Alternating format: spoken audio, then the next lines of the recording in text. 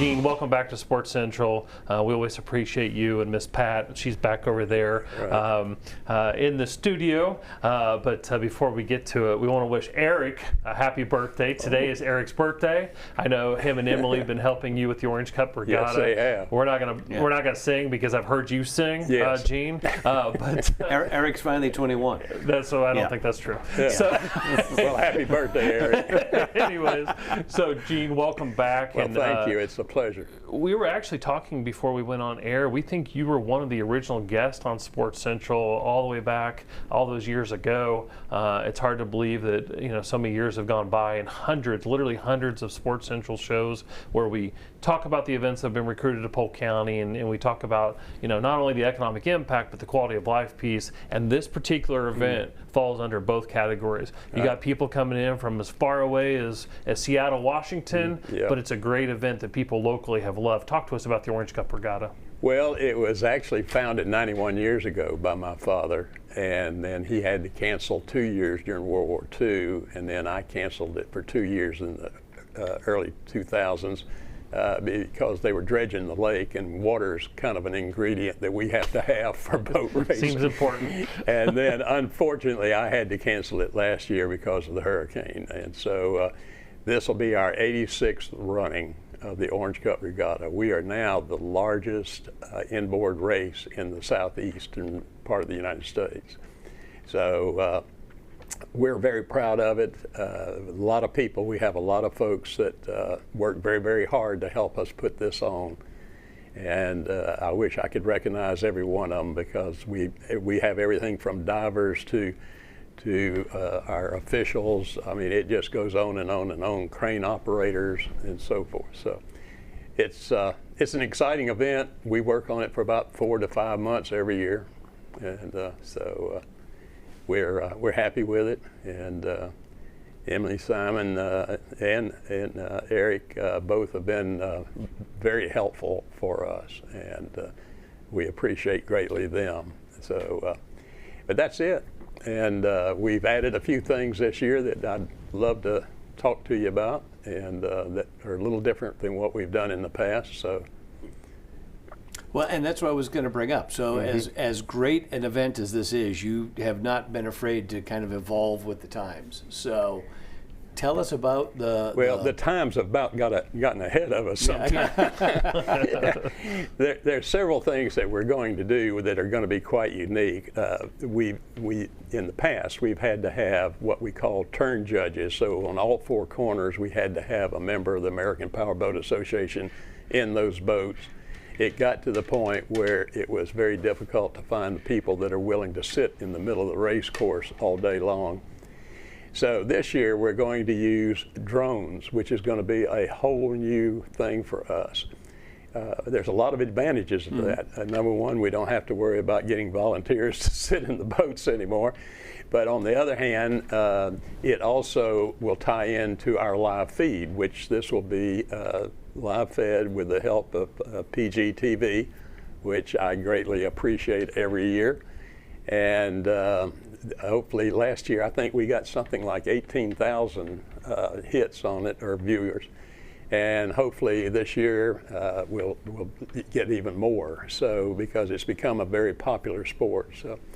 So that's the first thing that we're going to do, Jack. And then the other thing that was going to be kind of unique, which actually our grandson came up with the idea of doing what is known as a pit party. As you know, in the past, we're not allowed to let anyone into the pits unless they're members of the American Powerboat Association. And so we're at 5:30 on Friday evening, after testing, we will open the pit area up to everyone and let them come in, meet some of the drivers, talk with them. And then at 6 we'll have entertainment. We'll have food trucks there for make it a dinner for everyone.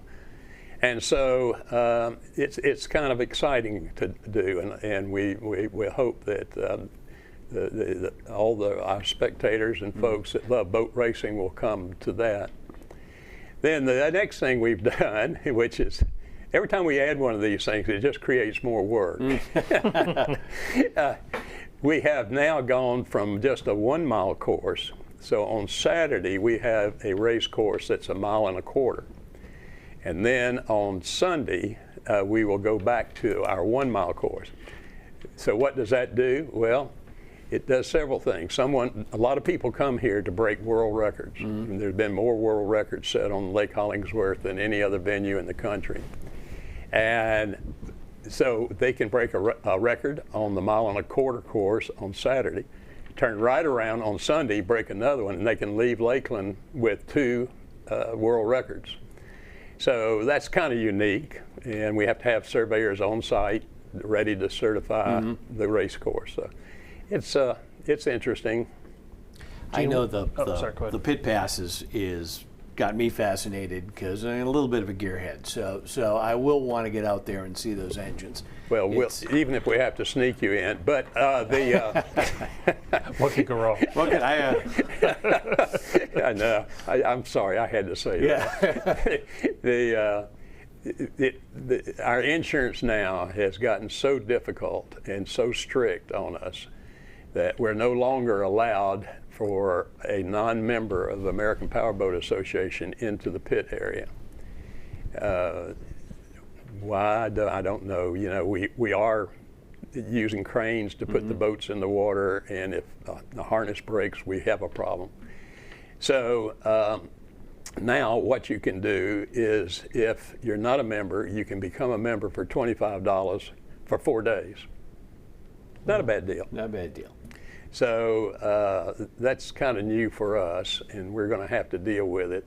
In the past, we've always used armbands and a release of liability, and so it's everything's kind of new this year. Yeah. Gene, what are the dates of the event? So if somebody's well, I'm sorry, I should have mentioned. No, you're fine. Yeah, it'll be October the 18th and 19th. We actually start setting up on the 16th. We will be setting the cranes, setting the fencing, all of this kind of stuff we'll do on the 16th. Thursday, we start the morning with what is known as a dunk test, and that's, Neal, one of the things you and I were talking about. That's where every 2 years, each driver has to get in a simulated capsule. And we'll have our divers there, and we kick them into the pool, and they have to learn how to get out of that capsule. And once they do that, they graduate, then we let them go into the boat. So that happens on Friday morning while we're doing a whole lot of paperwork and a lot of other things. Then on Friday afternoon, we will have testing, and so we allow everybody to come, test, do whatever you're going to do, select the props you want to use. And then, as I said earlier, at 5:30, we'll have our pit party and invite everybody in. And then we start racing Saturday morning. Now, one of our favorite sayings is that everything we do at the Orange Cup is etched in Jell-O. We never know. No statement has ever been truer. Well, we've learned to be flexible. Let's put it that way. You have to be with events like this. And so we try to start with a driver's meeting at 9 o'clock, and any other things that we have to inform the owners and the drivers. And then we start racing, and we have 12 classes that we race. All of them are in closed capsule, with the exception of 2 of the class. Well, let me take that back. 3 of them are open. We have the Jersey Skiffs, which, as you well know, is what I refer to as the town clowns. They are hilarious, and they're a 2-man or 2-person boat. And then we have the SAEs, which is a flat bottom. And then we have, well, I'm sorry, that's the only 2 that we have that are open. All the rest of them are in closed capsules. To explain to the audience, those capsules are quite complicated. And they have to have a 5-point harness. They have a helmet. They're on oxygen. They're on radio. They also control an aileron on the front of the boat so that they can set it wherever they want to keep from blowing over. And many of the boats today have now come with hatches on the bottom, so that if we have what is known as a blowover, we can actually pull, and they're upside down, we can pull them through the bottom of the boat. When, as I said earlier, we have to have 4 divers, certified EMS on the lake at all times.